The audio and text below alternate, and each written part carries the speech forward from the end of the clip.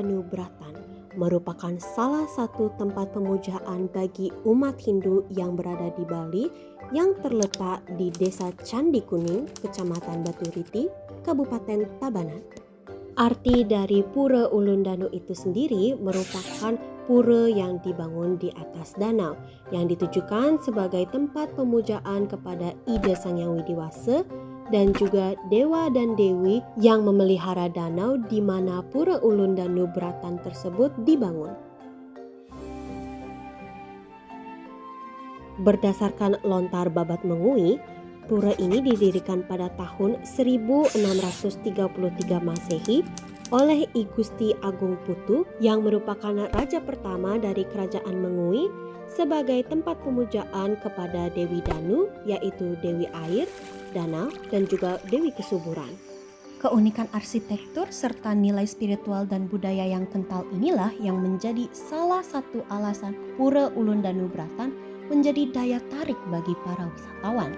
Terlebih lagi, dengan adanya globalisasi dan media sosial, wisatawan yang berkunjung ke destinasi ini tidak hanya sebatas wisatawan lokal saja, tetapi juga wisatawan mancanegara.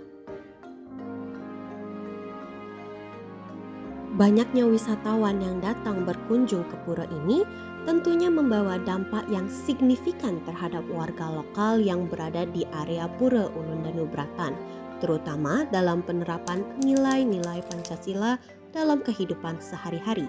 Untuk mengetahui bagaimana globalisasi mempengaruhi pengamalan nilai-nilai Pancasila dalam keberlangsungan kegiatan di pura ini, saya berkesempatan untuk mewawancarai salah satu staf pengelola pariwisata Pura Ulundanu Bratan untuk memberikan tanggapan mengenai keberlangsungan globalisasi dan dampaknya terhadap pengamalan Pancasila terhadap lingkungan sekitar. Saya Made Seri, bisa dipanggil Seri juga, humas dan marketing di Ulundanu Bratan.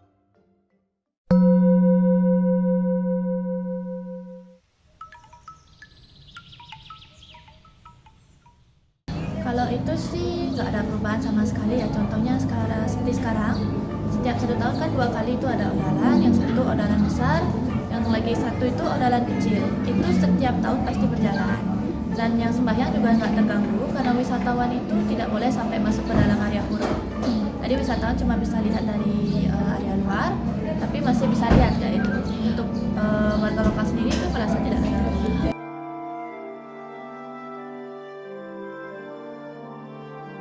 Kita kalau emang ada persembahyaan kayak gitu, beberapa lokasi yang biasanya untuk tempat sembahyaan itu biasanya ditutup. Jadi wisatawan nggak boleh lewat ke sana. Di sini kan itu ada 20 desa adat sama 2 banjar yang ngempon namanya. Ngempon itu kayak yang mengelola. Jadi kalau itu mereka biasanya bagi tugas di setiap area pura itu dari desa adat mana yang bertugas di sana, misalnya menyiapkan bandeng, pembersihan atau menyiapkan di area keluarga gitu, di area perantanan suci kayak gitu. Oh, artinya masih saling membantu ya Kak? Masih saling membantu di setiap desa, bahkan desa-desa berbeda itu jadi saling membantu di situ.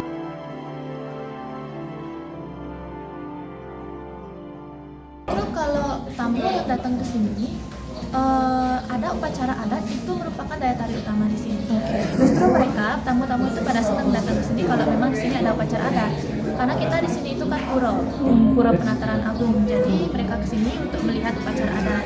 Jadi otomatis kita yang melaksanakan upacara itu saling mengerti lah. Jadi tamu sama yang mengadakan acara di sini warga lokal kayak gitu itu nggak akan merasa terganggu. Hanya ada diskusi ya Kak ya antara petugas di sini dan juga turis-turis. Saja nanti di beberapa titik itu juga ada pecalang. Jadi nanti kan pecalang yang mengarahkan.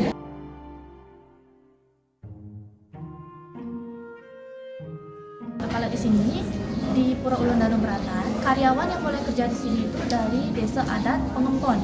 Jadi tidak ada dari desa adat lain. Jadi misalnya di daerah sini kan ada namanya desa adat Candi Kuning, Kelompok Wisata Candi Kuning, Baturiti, Antapan itu total ada 20 desa. Jadi yang boleh bekerja di sini itu cuma masyarakat dari desa adat. Jadi kita memberdayakan sumber daya lokal. Otomatis yang bekerja di sini itu bukan dari orang luar, dan otomatis apa yang kita dapatkan di sini itu nanti akan kembali ke masyarakat. Oh gitu. Mungkin dari tiket masuk kayak gitu, dari pembagian hasil beberapa persen itu masuk ke setiap desa.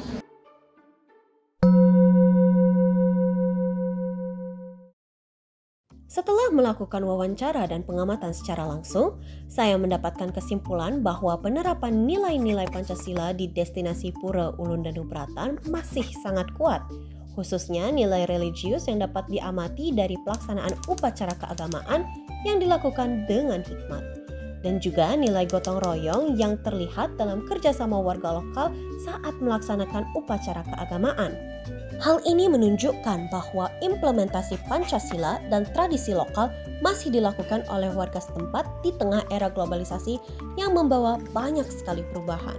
Selain itu, kita juga dapat melihat bagaimana adat istiadat dan tradisi masih dijalankan oleh masyarakat setempat, yang mencerminkan Pancasila merupakan kristalisasi dari nilai luhur bangsa Indonesia yang menunjukkan betapa pentingnya budaya.